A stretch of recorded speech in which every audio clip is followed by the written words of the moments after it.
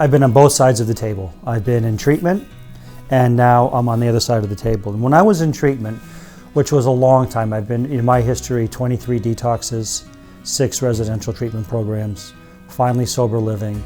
But what I did notice in the various treatments that I was in is that the consistency and the quality of the programming was all over the place, very varied and broken.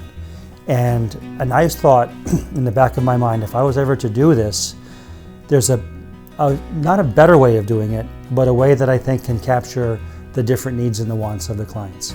And there's a lot to be learned. And so how do we engage the clients to learning? And so we try to touch so many different points and basis of connectivity to the recovery, because we really don't know which one might spur a light to maintain the growth of recovery. So twice a month, I run the family therapy Zoom commitment night.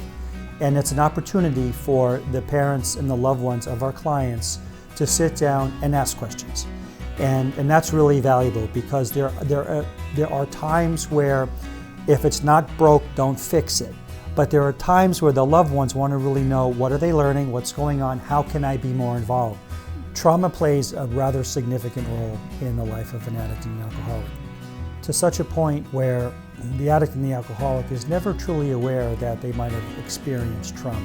There's emotional trauma, there's neglect trauma, there's isolation trauma.